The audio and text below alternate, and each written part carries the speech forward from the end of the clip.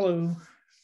So in this video, we're going to look at Haberman section 3.6, where the focus is kind of introducing this complex number form for Fourier series. And so kind of in all the work that we've been doing, right, actually solving PDEs using these series, etc., all of our coefficients have been real, right? I mean, we actually want to plot these functions, so we want to keep them real.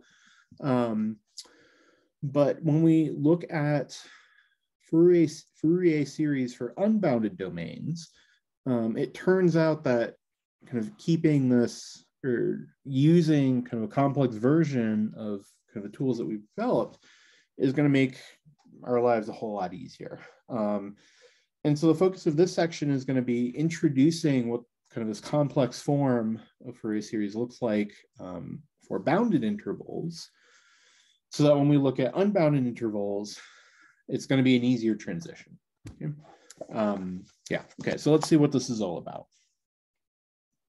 So, right, the Fourier series that we've been working with kind of take this form, right, where we have a constant term, we have a bunch of these cosine pieces, and we have a bunch of these sine pieces. Okay. But you may ask, well, sure, what if we plug in for, what if we use Euler's identity and plug in for cosine and sine, where cosine of theta is this expression, sine of theta is this expression, right? And so the question is, right, well, where do these expressions come from again? These come from using e to the I theta is equal to cosine of theta plus I sine of theta, and then e to the minus I theta. This is, well, cosine of minus theta is cosine of theta. Sine of minus theta is minus sine of theta. So write out these two expressions and then, solve this linear system for cosine and sine. You're going to get these expressions. Okay. And so what we can do then is, well, plug in these two pieces for cosine and sine, and then let's see what the resulting series looks like. Okay, so our given function f of x, it has this Fourier series. What we're going to do is we're going to plug in for cosine and sine. And so cosine of n pi over Lx takes this form, right, where we have e to the I n pi over Lx plus e to the minus I n pi over Lx. All over 2, and then for b sub n, I'm going to get e to the I n pi over Lx minus e to the minus I n pi over Lx all over 2i. And so now what we're going to do is we're going to kind of collect like terms where the likeness that we're looking for, right? So the terms that we're going to collect are e to the I n pi over Lx and e to the minus I n pi over Lx. Okay, so distribute this a sub n, and then distribute kind of this 1/2 of the pieces. This piece becomes that and that term, right? Again, by distributing the a sub n and the 1/2. Likewise, this other piece, distribute the term, move things around, we get that. Okay. And so one question is, well, where does the sine and where does this kind of I come from? Kind of in the numerator. And so the observation is, well, I times I is I squared, which is -1. Okay. So what we can do is say, well, I is equal to -1 over I by bringing this I down there. And then if we multiply both sides by -1, we're going to get minus I is equal to 1 over I, right? So this 1 over I right here is equal to minus I. And so then that's where these i's in the numerator come from, okay? Okay, but now notice that, well, here, we have a like term, e to the I n pi over Lx. So what we can do is factor these terms out, and likewise for the e to the minus I n pi over Lx, we can factor these terms out. Okay, so now our series looks like this, where we haven't done anything to the constant term, but if we call this term right here, call this C sub n, right, because there's a positive n there. And then this term right here, call C sub negative n. Okay, well then this whole expression we can write as, right, our constant piece plus the sum from n equals 1 up to infinity of C sub n times e to the I n pi over Lx plus C sub negative n times e to the minus I n pi over Lx. Okay, so we've gone from our Fourier series that looks like this, just in terms of real pieces. Okay, and we've written it as a certain series in terms of these complex exponentials. Okay, and all right, each of these steps, technically there should be equality throughout, right? But in each of these steps, I mean, we have equalities. So this series is exactly equal to this series. Okay, so two different ways of writing the same thing. Okay. Right, yeah, so as I mentioned, so f of x, right, the Fourier series of f is this expression, which we can also write as this expression, okay, where we've defined c sub n to be, right, a sub n minus I times b sub n all over 2, and then c sub negative n is likewise this expression. Okay? And so note in particular, right, so for this series representation right here, a sub n and b sub n, they're real numbers. So these two things right here, these are going to be complex numbers. Okay, so not only are the functions complex, but also the coefficients are as well. Okay, right, well, but we can take this a little step further and rewrite this in a slightly nicer way. So here, right, notice that, so when n is equal to 1, what do we get? Well, we have c sub 1 times e to the I 1 times pi over Lx. Okay.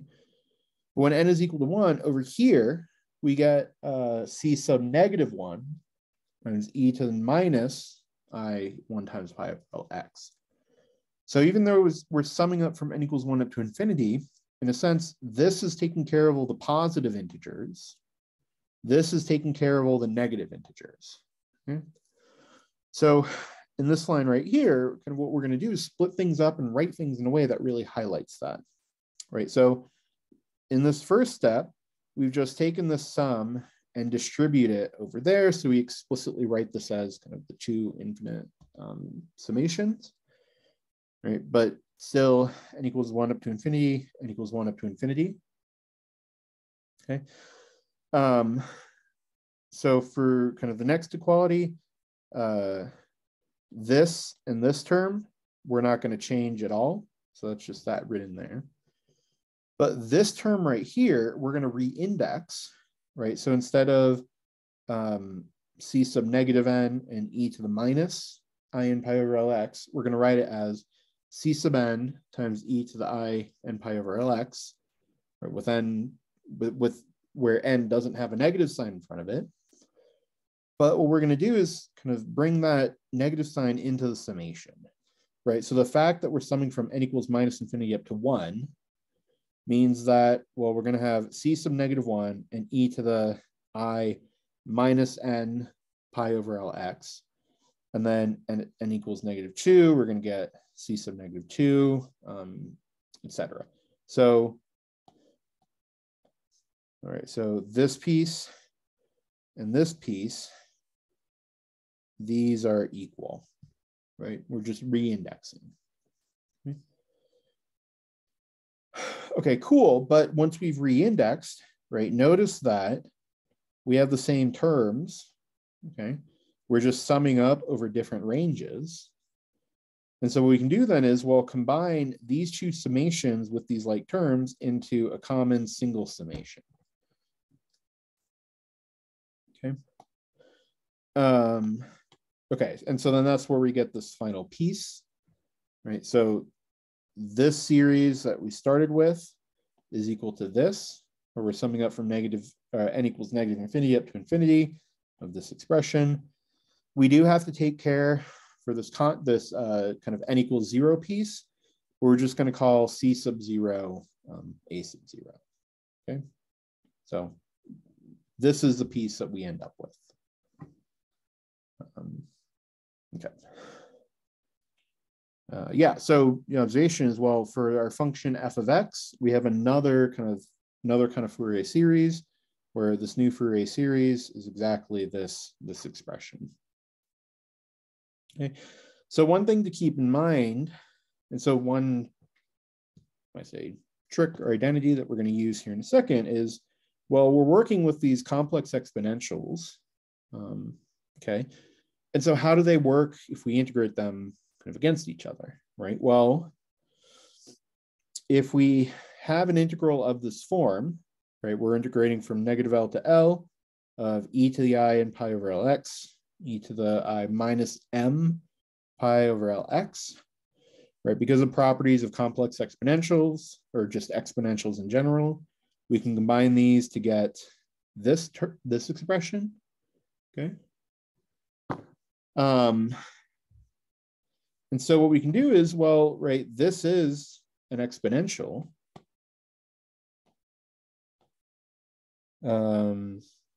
Right, so we can write, what is this, right? So the integral of e to the I n minus m pi over Lx dx. This is going to be what? L over I n minus m pi times e to the I n minus m over Lx. Okay. And of course, if you have bounds for your integral, you'd plug them in here. But right, the fact that this is just an exponential means it's super easy to get an antiderivative and compute. Okay. Okay, so the observation then is, well, right, this is the integral we get. Okay, and so then if n is equal to m, well, look right here, if n and m are the same, this term right here is 0. So you have e to the 0, which is 1. And so, yeah, so actually right here, so we're integrating 1 from negative L to L. That's going to give us 2L. Okay. Otherwise, if n and m are different, then this is the expression that we work with, right? In particular, because this is non-zero. And then if you plug in the bounds minus L and L, what turns out is that, well, kind of you're essentially valuing at the same point. And so if you're taking that difference, the difference of this at L and minus L, that's just going to be 0, okay? So if we integrate these complex exponentials together, where the second one, we've flipped the sign, we're going to get these sort of orthogonality conditions, right? Similar to what we had with sine and cosine, kind of with their orthogonality conditions, where we multiplied them together and integrated. We have a similar thing for these basis functions, okay? So let me correct this typo. So in other words, the functions e to the I n pi over Lx, they also satisfy some orthogonality condition. And so, yeah, so one question is, well, why do we flip the sign here? Technically, what's happening here is we're working with the integrals. And let me write in terms of complex exponentials. We're working with the integrals e to the I n pi over Lx times e to the I m pi over Lx dx, where for the second function, we're taking the complex conjugate. Okay. And so when you take that complex conjugate, Well, how that conjugate works with complex functions, you're going to get exactly e to the minus I m pi over L x dx. Okay? You can see this by the following. So e to the I m pi over L x, complex conjugate. What is that? Well, that's cosine of m pi over L x plus I sine of m pi over L x. We're taking the complex conjugate of that. This is going to give you cosine of m pi over Lx because cosine is real, so that, right, conjugate doesn't do anything, minus I of sine of m pi over Lx, right, because the conjugate hits this, and so we pick up that minus sign, and then this is cosine of m pi over Lx plus I sine of minus m pi over Lx. And so you can also write a minus in the cosine because cosine of minus is just cosine. And this whole expression is e to the minus I m pi over Lx. Okay. But anyways, yeah, the point is we have an orthogonality condition for these complex exponentials that will allow us to kind of isolate and compute these coefficients given our function f. Right, so let's see what that looks like. So here we're going to use the exact same trick we've used before. Right, so write f as this kind of in terms of write out the Fourier series for f in terms of these complex exponentials. Multiply both sides by e to the minus I m pi over Lx. Okay. Integrate both sides from minus L to L. And so now this expression right here can't do much with, right? I mean, presumably we know what the function f is, but at this point, right, there's not much more we can do with this. On the other side, if we distribute this integral across the summation, right, we end up with this expression, okay? But, oh, look, this integral is exactly what we had right here, right? So when n is equal to m, this integral is 2L, and then n is equal to m, so we get a c sub m and a 2L. When n and m are different, which occurs for every other term in the summation, this integral is 0. So we just isolate that one coefficient. So that's going to be the right-hand side. Okay. Moving this 2 over L down there and kind of renaming the indices, this is what the coefficients are. Okay, so you can think of this as kind of asking a reverse question, right? If we can write f in this way, what must these coefficients be? And here we found exactly what the coefficients must be. Okay, and so this is pretending that we don't know necessarily that you can write f in this way, right? We don't know that you have an a0, an, and bn. We're just asking what these c sub n should be, and we found them. Okay. And so, of course, you can ask, well, you know, can we go the other way? Okay, if we know what these complex coefficients are, just computed directly from our function and these complex exponentials, can we recover what kind of the real coefficients for sine and cosine should be? And the answer is, well, yes, we can. And so here, the observation is, well, right from, where was it? Back here, right? Kind of we started by saying, well, c sub n and c sub minus n, for this representation to work out, this is what c sub n should be, and this is what c sub minus n should be, okay? And so we can say, okay, well, this gives you a system of equations, solve them for a sub n and b sub n, and in this case, it turns out that a sub n is just going to be the sum of these two coefficients.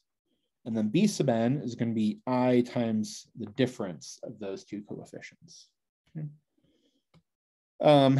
A quick way to check that this is correct, well, right, c sub n plus c sub minus n, this is a sub n minus I b sub n over 2 plus c sub minus n, which is a sub n plus I b sub n over 2. We have an a sub n plus an a sub n. So a sub n over 2 plus a sub n over 2. This is going to be a sub n. Here we have a minus I b sub n over 2. Here we have a plus I b sub n over 2. And so those are going to combine to be 0. And so indeed, c sub n plus c sub minus n is equal to a sub n. And you can do the exact same thing with b sub n. I think in this case, c sub n minus c sub minus n, that's going to be minus I b sub n. And then you need to multiply by an I in front. So you're going to get a minus I squared or minus negative 1. And so then this is just b sub n. Okay. Okay, so the point of this video is to say, well, you know, we can use Euler's identity and kind of treat our Fourier series as a complex Fourier series. Okay. And so we won't use these representations to solve PDEs on finite intervals. But as soon as we start looking at infinite intervals, these sorts of expressions are going to come up over and over again. Okay. So computing these coefficients kind of in this way is going to be how we're going to do things in the very near future. And a lot of times these coefficients, these complex ones, are actually easier to compute than the corresponding real ones. And so then, of course, once you've computed these complex coefficients, well, then you know how to get the cosine and sine coefficients just kind of right away. Okay. One last note I'll say is that the notation I've written here isn't exactly the notation that Haberman uses. In particular, in Haberman, these coefficients here are computed with a positive sign. Okay. And so there are some reasons that people prefer to use that convention. Sometimes people are wrong. And so in these slides and kind of the work that we'll be doing going forward, we will have explicitly a negative sign right here. In practice, it doesn't really matter as long as you're consistent with the signs, but yeah, so in any case. And that's that for complex Fourier series.